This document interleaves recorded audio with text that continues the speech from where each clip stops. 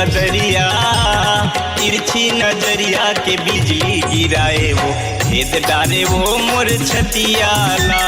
तिरछी नजरिया के बिजली गिराए वो, भेद डारे वो मोर छतियाला।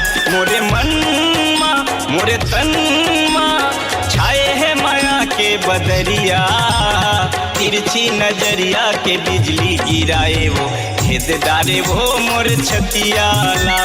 तिरछी नजरिया के बिजली गिराए वो, भेद डारे वो मोर छतियाला।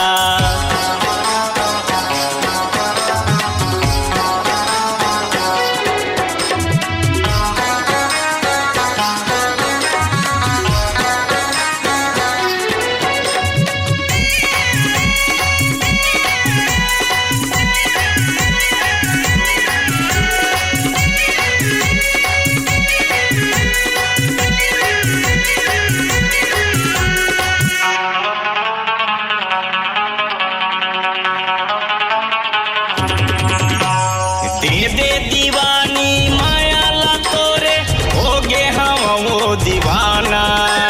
झन तरसाना वो झन तड़पाना वो, हृदय ला झन रोवाना।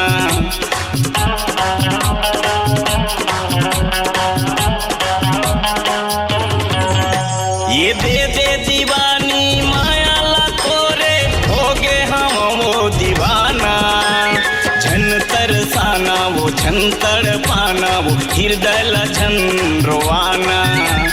झन तरसाना वो झन तड़पाना वो, हृदय ला झन रोवाना। मोरे मन मा मोरे तन मा अरे छाए है माया के बदरिया, तिरछी नजरिया के बिजली गिराए वो, भेद डारे वो मोर छतियाला। तिरछी नजरिया के बिजली गिराए वो, भेद डारे वो मोर छतियाला।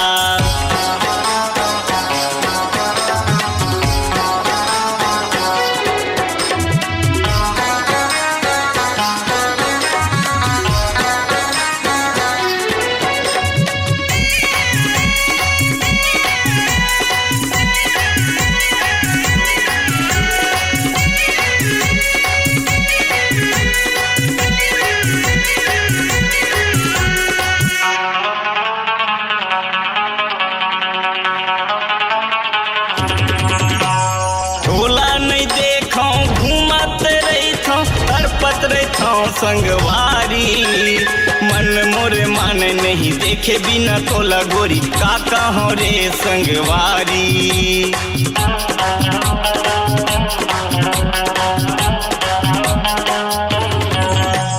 तोला नहीं देखो तो घूमत रही था, तड़पत रही था संगवारी। मन मोरे मान नहीं देखे बिना तोला गोरी, काका हो रे संगवारी। मन मोरे मान नहीं देखे बिना तोला गोरी, काका हो रे संगवारी। मोरे मन मा मोरे तन मा छाए है माया के बदरिया, तिरछी नजरिया के बिजली गिराए वो, भेद डारे वो मोर छतियाला। तिरछी नजरिया के बिजली गिराए वो, भेद डारे वो मोर छतियाला। मोरे तन मा मोरे मन मा छाए है माया के बदरिया, तिरछी नजरिया के बिजली गिराए वो, भेद डारे वो मोर छतियाला। तिरछी नजरिया के बिजली गिराए वो, भेद डारे वो मोर छतियाला। तिरछी नजरिया के बिजली गिराए वो, भेद डारे वो मोर छतियाला। भेद डारे वो मोर छतियाला, भेद डारे वो मोर छतियाला, भेद डारे रे मोर छतियाला। अपनी आवाज को दीजिए एक नया मुकाम।